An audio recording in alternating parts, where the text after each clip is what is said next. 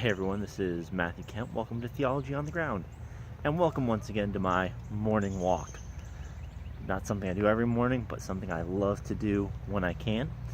And also what I love to do is share thoughts from my quiet time with you. So today, coming out of the back half of Proverbs 14, one of the things that I love about the Bible is that it's very well balanced, and it tends to balance itself out. And so we're going to get a couple different thoughts from Proverbs today that kind of work well together, bounce off each other.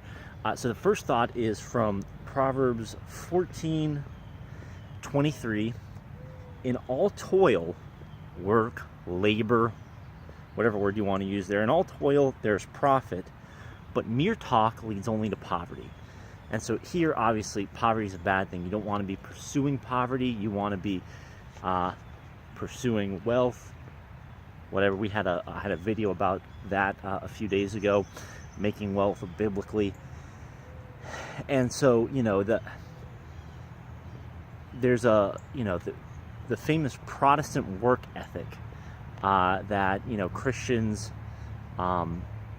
value hard work. We see in the creation story in Genesis that God is somebody who works. We see Paul urge us to, whatever we do it to the glory of God.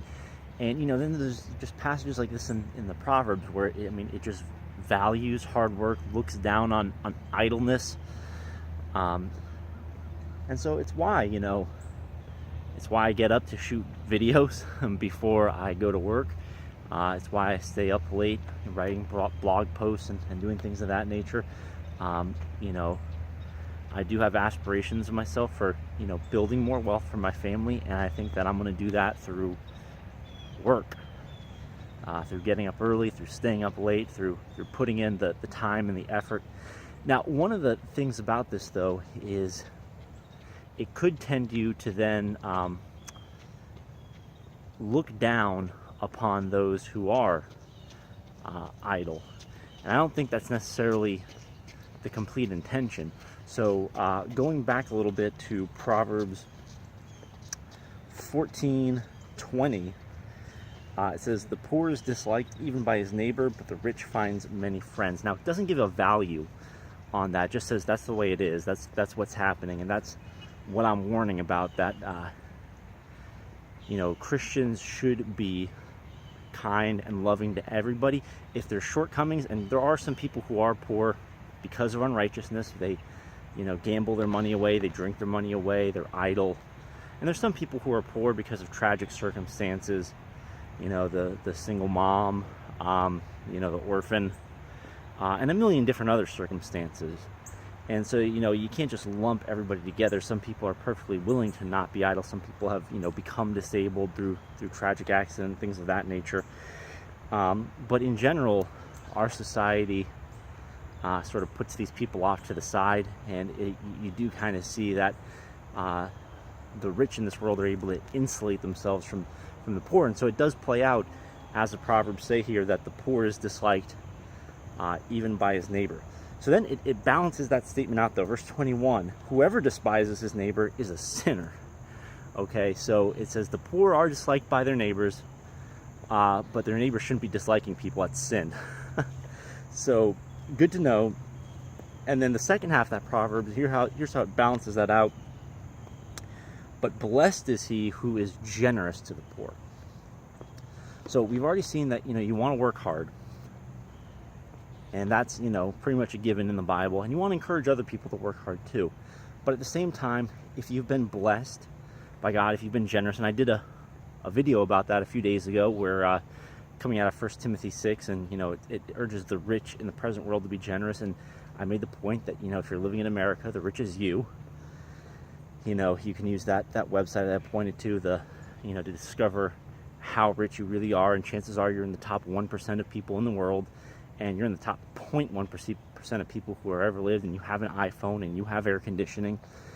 The rich in this present world to be generous and ready to share. And then that's also what we're getting here in Proverbs. The Bible is remarkably consistent across the whole thing.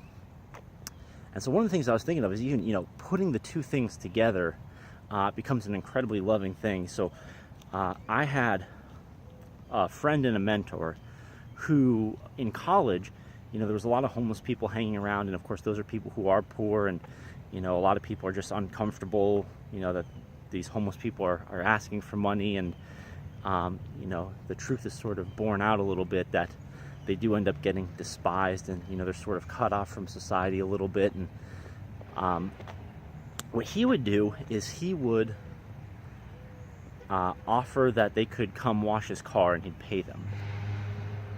Now, in my mind, there's two ways to look at that. One way is that it's demeaning to them. They're just asking for money, and you're, saying, well, why don't you go work? The other way to look at that is it is being generous. He is planning on giving them his money, and, these people are, to some extent, have been outcast from society. He's inviting them back into society. Hey, come be a part of the workforce, the labor market. Come be a part of doing something, come interact with me, do commerce with me. And, as Christians, we believe that there's value in work. And so the work was good for them. And of course, there's other effects, physical labor like that, is good for your body. A lot of these people would just, kind of sit around all day. And so I truly believe and he took that from the Old Testament law, where it would say that somebody who had like a field or a vineyard, or like a, or some kind of agriculture, would not be able to harvest their field all the way to the edges, and they were not supposed to go back over a second time. So if you had like a vine with grapes or something like that, or whatever you grew, you'd go through once and you'd harvest as much as you could, and you weren't going to go all the way up to the edges, and you weren't going to go back over a second time. So there'd still be stuff left there, and you were leaving it for people who were truly needy. And of course, the people who were truly needy weren't just getting a handout. They were going to have to then work. They were going to have to harvest it themselves. They were going to have to come and pick and get the food that they needed. So I think it's a great biblical example that, yes, you want to be generous. I'm 100% for that. You also want to look out for somebody's best interest. And so, where you can, you want to encourage people to work, to not be idle, and to, become a part of society and what's going on, and, not just let them continue to be on the outside, but, invite them in more and more. And, that's another big theme in the Bible that this video's gone on too long and don't have time to get into, but is community.